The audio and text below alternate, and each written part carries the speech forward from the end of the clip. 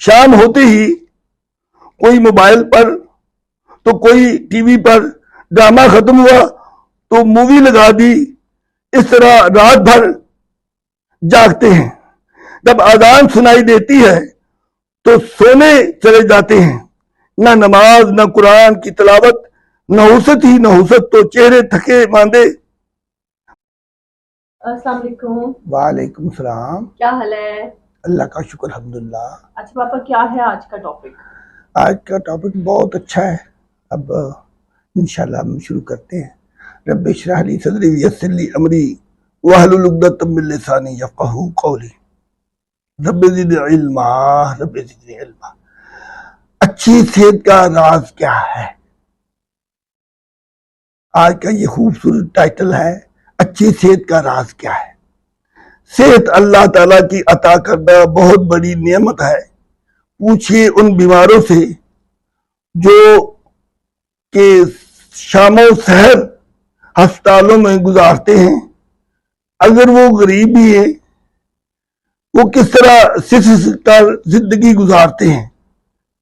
جب وہ بے حد مایوس ہو جاتے ہیں تو اللہ تعالیٰ سے فریاد کرنا شروع کر دیتے ہیں کہ یا اللہ، اس سے بہتر ہے کہ ہمیں موت ہی دے دے.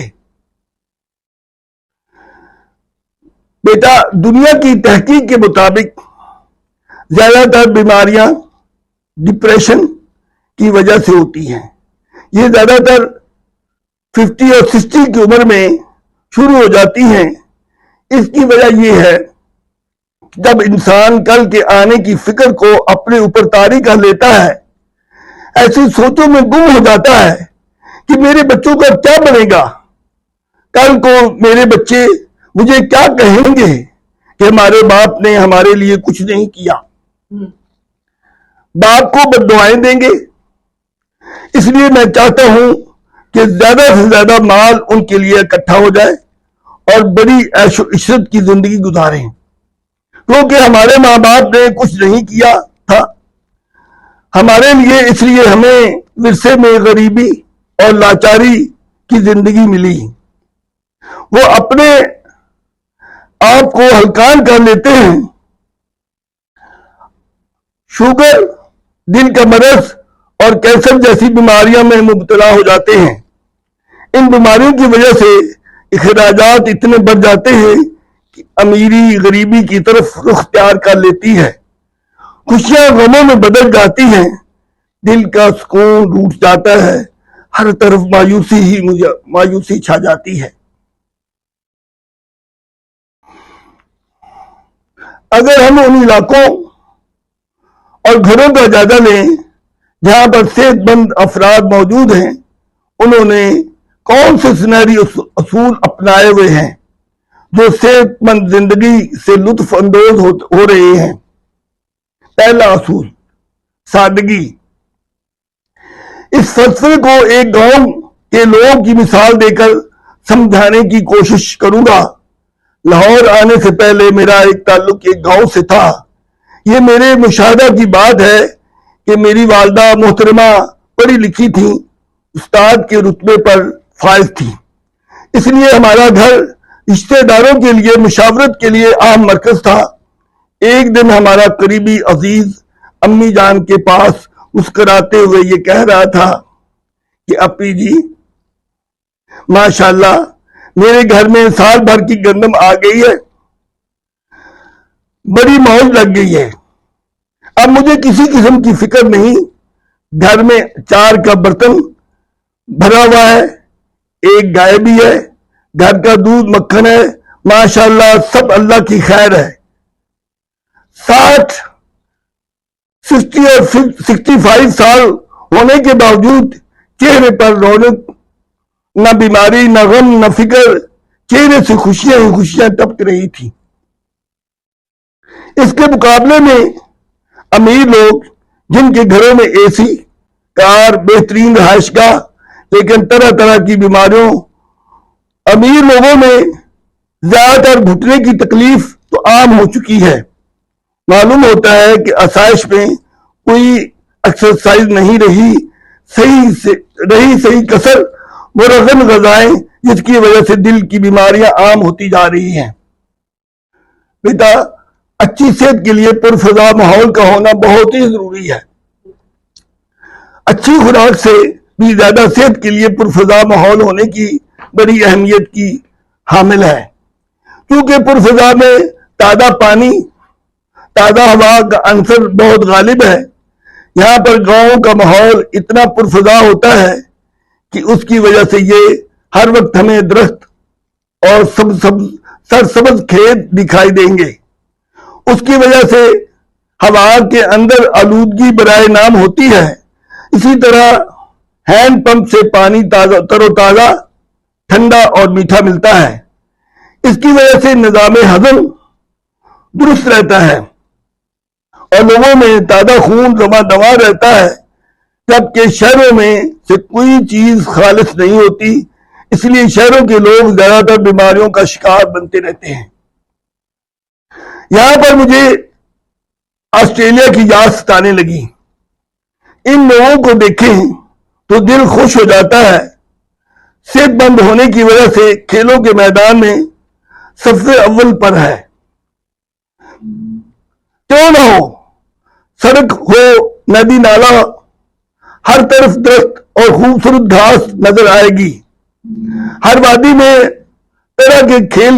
ہر طرح کے کھیل کے میدان میں شام 4 بجے کے بعد تمام کھیل کے میدان کھلاڑیوں سے بھرے ہوئے نظر آئیں گے۔ لیکن ہمارے ہاں باغات برباد کر کے کالونیاں بنائی جا رہی ہیں، درخت برائے نام کے ہیں، گھاس دور دور تک دکھائی نہیں دیتی، تو ماحول کیسے پرفضا بنے؟ ان میں سب سے بڑھ کر ہم اللہ تعالیٰ کے ناشکرے بن گئے ہیں۔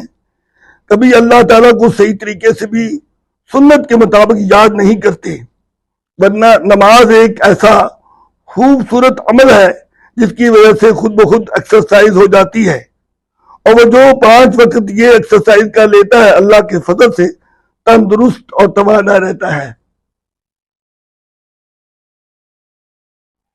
بیٹا، دوسرا جو سنہری اصول ہے وہ ہے نیند۔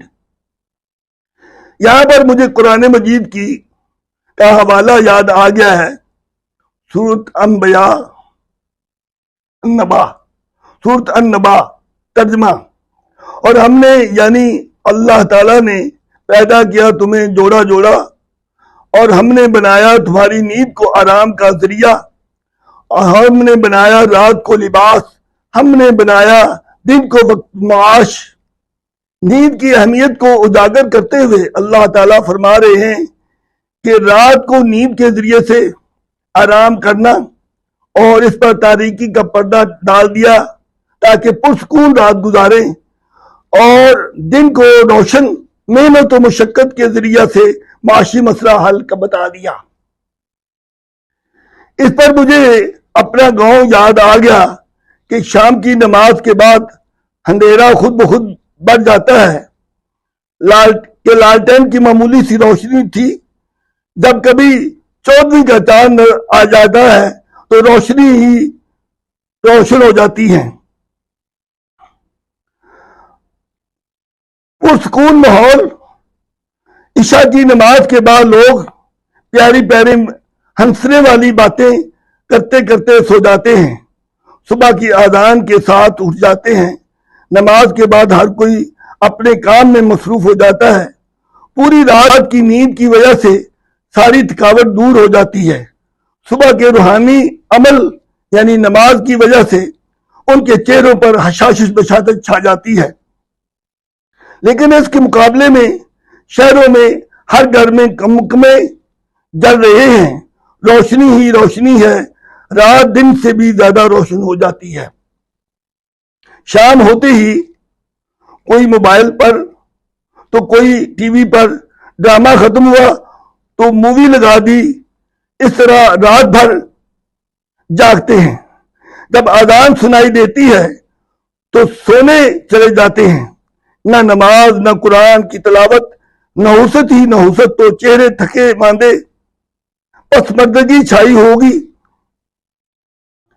40 سال کا نوجوان 60 سے 70 سال کا بوڑھا لگنا شروع ہو جاتا ہے، اپنی زندگی کو خود ہی گھٹاتے جاتے ہیں، طرح طرح کی بیماریاں آنا شروع ہو جاتی ہیں، جسم کے اندر کمزوری اور لاچاری آ جاتی ہے۔ بیٹا، آخر میں اس جسم کو تندرست و توانا رکھنے کے لیے کون سی موٹی موٹی باتیں ہیں جس پر عمل کر کے اس عطا کردہ خوبصورت عمارت کی تعمیر جاری و ساری رکھی جا سکتی ہے؟ نمبر 1، مناسب معتدل خوراک اس جسم کے لیے گارے کا کام کر دے گی۔ نمبر 2، پر رونق چہرہ کی کریم نماز کے ذریعے کی جائے۔ نمبر 3 فارمولہ، خون کو رواں دواں رکھنے کے لیے بطور ایکسرسائز 5 وقت مسجد میں پیدل جایا جائے، صبح کے وقت کسی پارک یا باغ میں 1-آدھا گھنٹے سیر کی جائے۔ 4 فارمولہ، دل و دماغ کو فریش رکھنے کے لیے رحمت کا پانی یعنی قرآن مجید کی تلاوت کی جائے۔ 4 فارمولہ 5واں فارمولہ، ٹینشن اور بیماری سے بچنے کے لیے سخاوت کی جائے، انشاءاللہ کبھی خطرناک بیماری حملہ آور نہیں ہو سکتی۔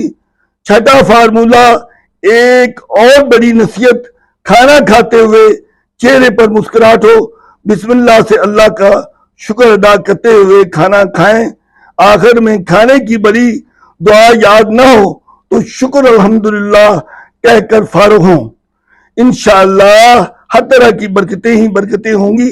اس طرح اس مختصر سی زندگی سے لطف اندوز انجوائے ہوا جا سکتا ہے۔ آخر میں اللہ تعالیٰ سے دعا ہے کہ اللہ تعالیٰ ہم سب کو صحت کاملہ عطا فرمائے، آمین ثم آمین، وآخر دعوانا الحمدللہ رب العالمین۔